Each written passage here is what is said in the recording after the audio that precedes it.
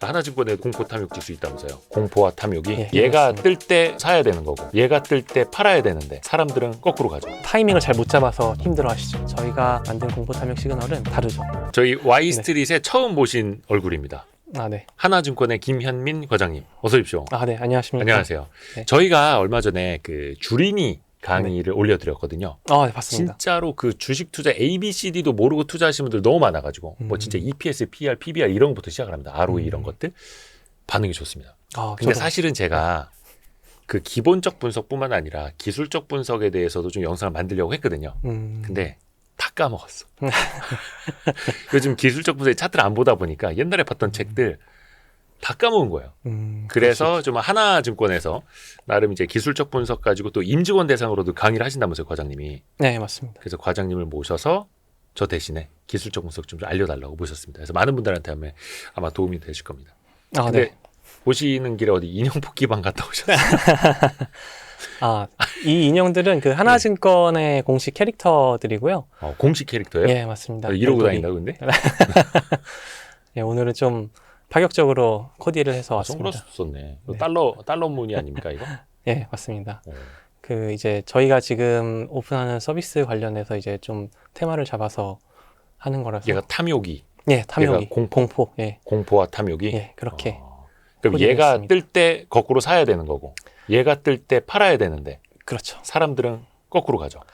보통 이제 그 타이밍을 잘 못 잡아서 좀 힘들어 하시죠. 그러면은 기술적 분석 그 설명으로 좀 들어가 볼게요. 사람들이 기본적 분석은 말 그대로 진짜 기본이고 내재 가치를 분석을 해야 되니까 네. 기술적 분석의 의미 혹은 이제 기술적 분석까지 봐야 하는 이유 어떻게 봐야 될까요? 일단 기본적 분석부터 한번 대응되는 개념으로 설명을 드리면은 네. 뭐 영어로 하면은 펀더멘털 애널리시스라고들 하잖아요. 펀더멘털. 그래서 기업의 내재 가치를 분석하는 분석 방법으로 이제 뭐 네. 기업의 재무 상태라든지 뭐 영업 환경에 대한 분석을 해서 주가가 그거에 이제 적절하게 매칭되는지에 대한 분석을 하는 건데 여기에 이제 대비되는 걸로 기술적 분석은 테크니컬 애널리시스라고 네. 합니다. 그래서 뭐 어떤 기업 그 주가 차트의 그 움직임 자체에 대해서 이제 분석을 하는 거예요.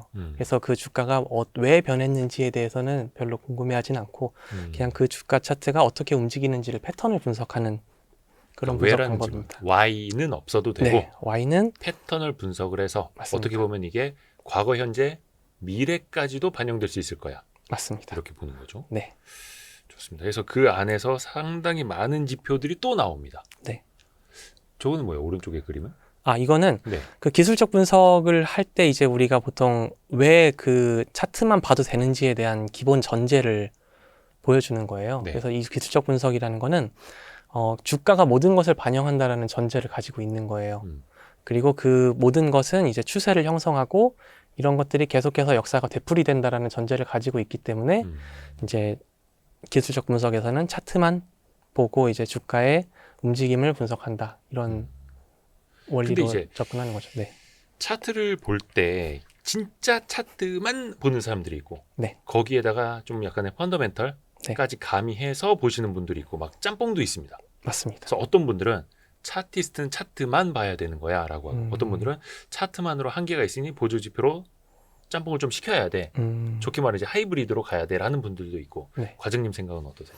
일단 저는 볼 수 있으면은 둘 다 보는 게 좋다고 생각을 해요. 사실 뭐 보조 지표든 어떤 캔들 패턴이든 다 기술적 분석의 영역이긴 한데 예. 이제 기본적 분석에서 알 수 있는 어떤 기업의 호재라든지 그런 재무 지표들도 같이 참고를 하면은 사실 제일 좋은 방법이긴 하거든요. 네. 근데 이제 기술적 분석을 굳이 우리가 배워야 되는 이유는 이제 차트에서 발생하는 패턴으로도 어느 정도는 지금 이 주식 종목이 보이고 있는 현상을 좀 분석할 수 있는 가능성이 있기 때문이거든요. 그래서 우리가 투자자 입장에서는 사실 쓸 수 있는 방법은 다 써야죠.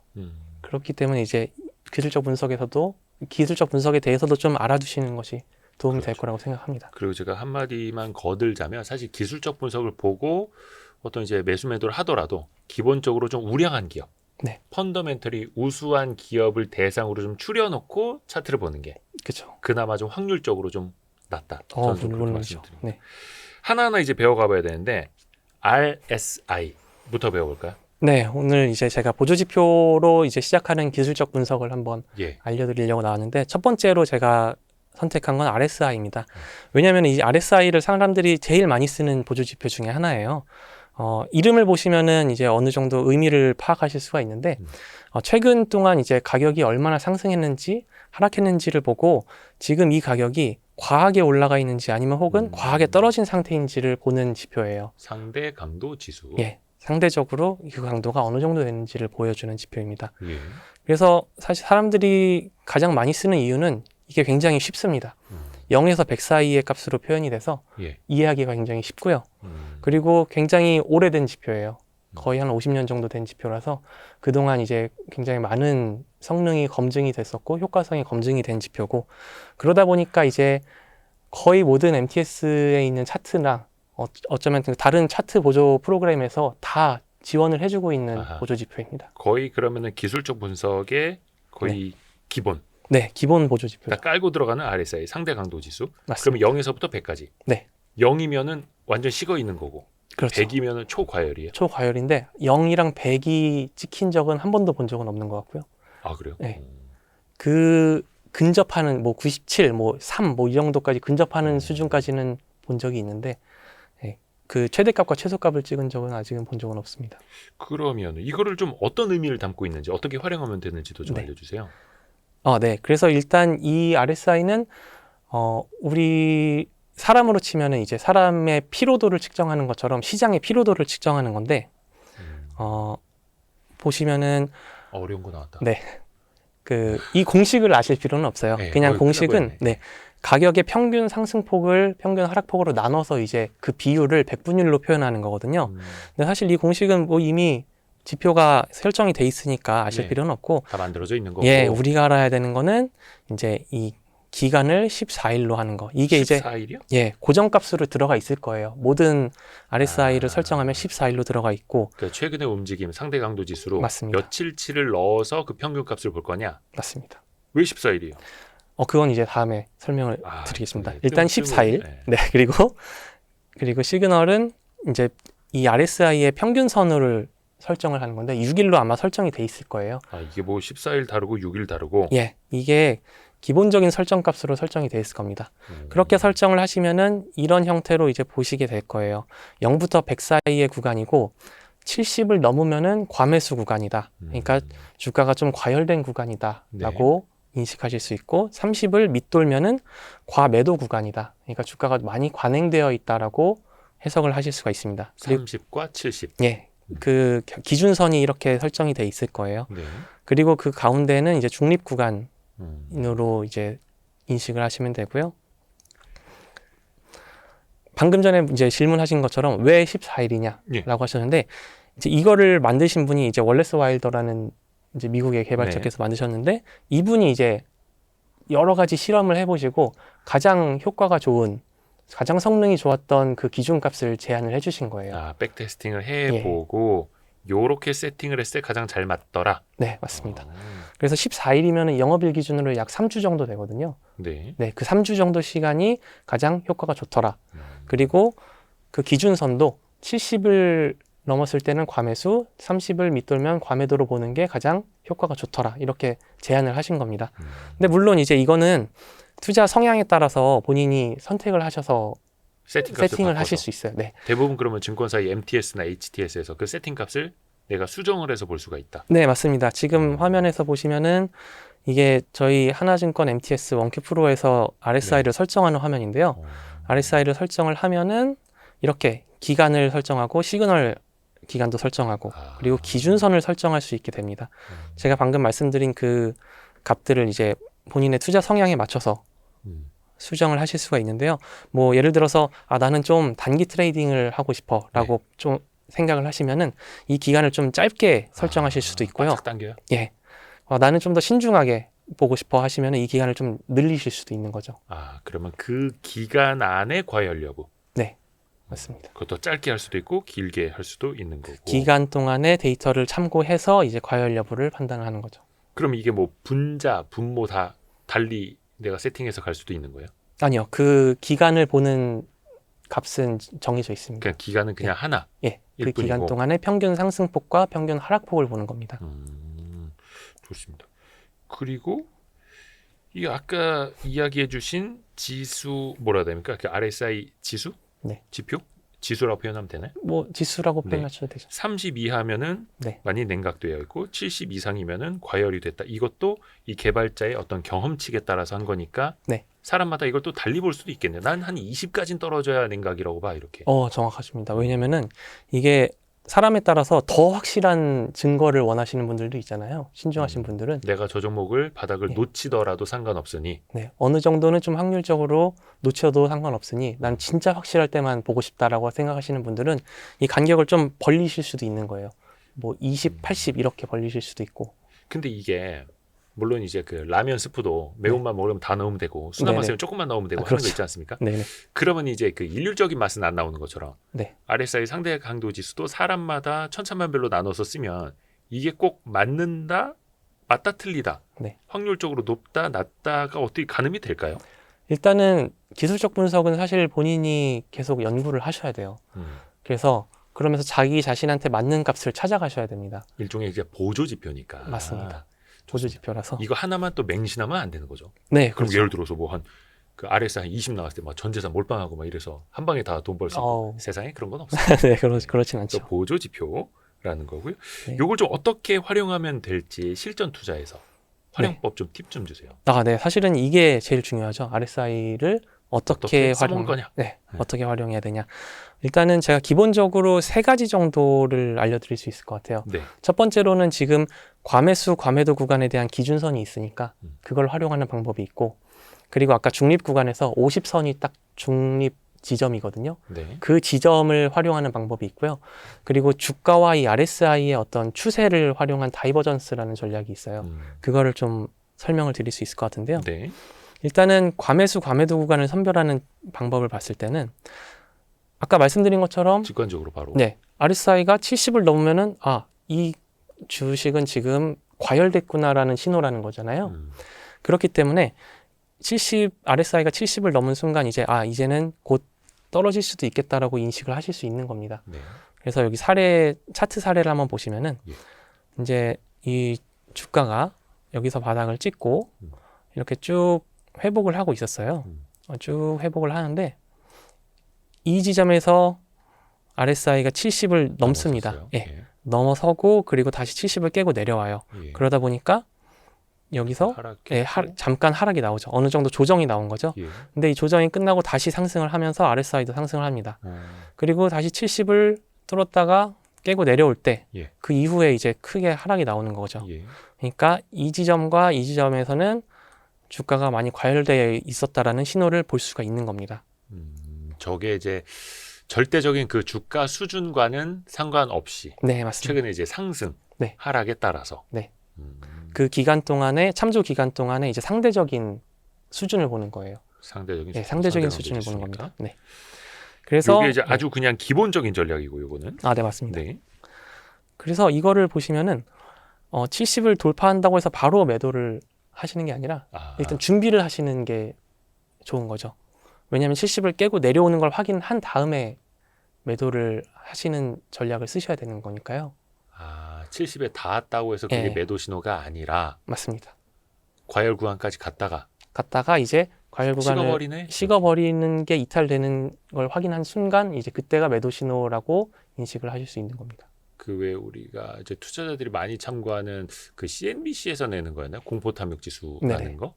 그것도 보면은 공포에서 탐욕으로 가고 있을 때 파는 게 아니라 탐욕 끝까지 갔다 다시 공포로 가고 있을 때 이때 파는 걸 하더라고요. 그렇죠. 그거 비슷한 거네요. 네, 비슷한 겁니다. 하나증권에도 이 공포 탐욕 지수 있다면서요? 네, 이번에 개발을 했죠. 그런 것도 비슷한 보조 지표가 되는 거고요. 맞습니다. 그건 여러분 고정 댓글 통해서 참고하시면 되겠습니다. 자, 그리고 기본 초급 전략은 그러한 거고. 네. 아까 다이버전스 전략은 뭐예요? 다이버전스는 사실 조금 복잡한데 쉽게 설명드리면은 사실 우리가 주가가 오를 때 그냥 일직선으로 이렇게 쭉 오르지 않잖아요. 그쵸. 봉우리를 그리면서 오른단 말이죠. 그 봉우리의 이제 고점을 가지고 읽는 방법이에요. 예를 들어서 주가가 이렇게 상승을 하고 있는데 첫 번째 봉우리에 고점이 생겼고 그리고 두 번째 봉우리에 고점이 생겼어요. 근데 이 두 고점을 이은 추세선이 우상향을 하고 있다고 봅시다. 근데 이 기간 동안 RSI나 어떤 다른 지표에 첫 번째 봉우리와 두 번째 봉우리가 생겼는데 낮아져요? 예, 이 지점을 이은 추세선이 낮아진다. 그럼 이 두 추세선이 서로 반대 방향을 보고 있잖아요. 그러니까 주가의 추세와 네. RSI 지표의 추세가 달리 간다. 네. 그럼 뭐 이상 신호예요? 그때는 이제 지금까지의 추세가 반전된다는 신호입니다. 그래서 이때는 상승을 하고 있다가 이제는 하락이 올 수도 있다라는 신호를 주는 거죠. 저 뜻은 네. 주가는 오르고 있지만 사람들이 더 높은 가격으로 더 열심히 사지는 않는다? 네, 이런 모멘텀이 의미예요? 약해지고 있다.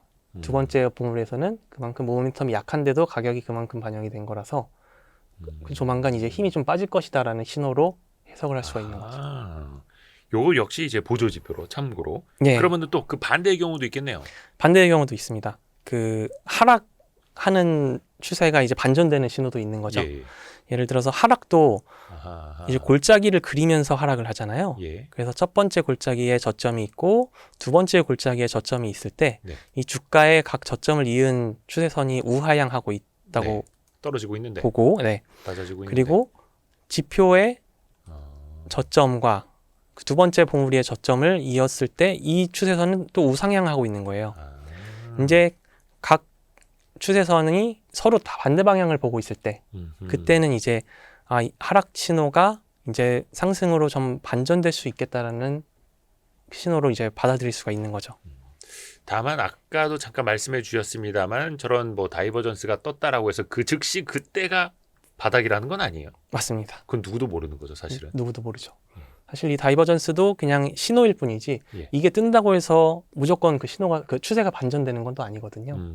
네, 그래서 이거는 보고 한번 그의 상황에 맞춰서 이제 대응을 하셔야 되는 거죠. 그렇죠. 그래서 아까 서두에 말씀해 주신 것처럼 다른 펀더멘털 요인 같은 것도 봐야 되는 거고 네. 그 회사 관련된 소식들, 뉴스 혹은 뭐 애널리스트 추정치들의 변화 뭐 이런 것도 같이 보면 훨씬 더 좋다. 그렇죠. 아하, 좋습니다. 좋습니다. 이제 좀 RSI를 어떻게 활용하는지 이제 좀 명쾌해졌습니다.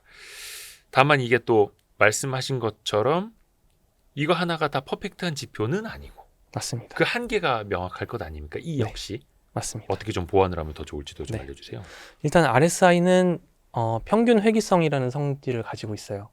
왜냐하면은 지금 설명드린 것처럼 70을 넘으면은 곧 떨어지겠다라고 예상을 할 수 있다고 했잖아요. 그러니까 평균 회귀 관점으로. 예, 평균 회귀 관점으로 이제 어느 정도 극단 값으로 가면은 다시 정상적인 범위로 돌아올 거라고 이제 예상을 할 수가 있는 거죠. 네. 그걸 평균 회귀성이라고 하는데 그런 그 예상을 가지고 접근을 했을 때 이제 실패를 할 수 있는 경우가 너무 많은 거예요. 예를 들어서 상승 추세가 굉장히 강할 때는 네.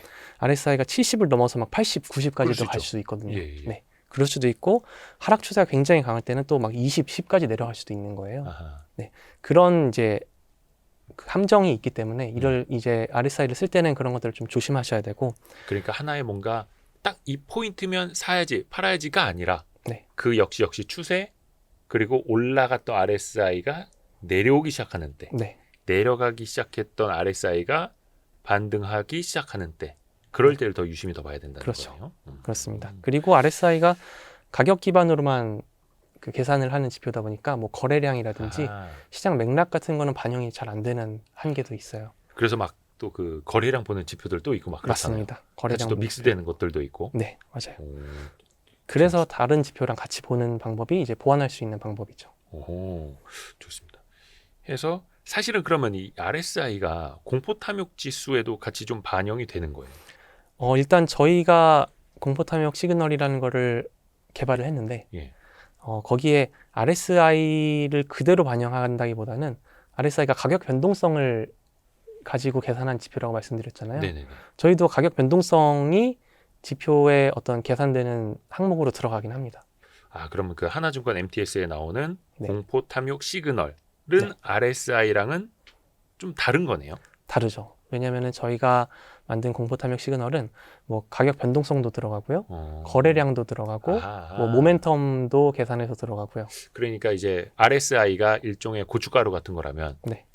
하나증권 공포 탐욕 시그널은 라면 스프 같이 만들어 놓은 거네요. 맞습니다. 조합해서. 네, 여러 가지 조미료를 섞어서. 비유가 이 정도면 이제 네. 고급지지 않습니까? 찰떡이네요. 해서 RSI 하나는 확실히 배웠습니다.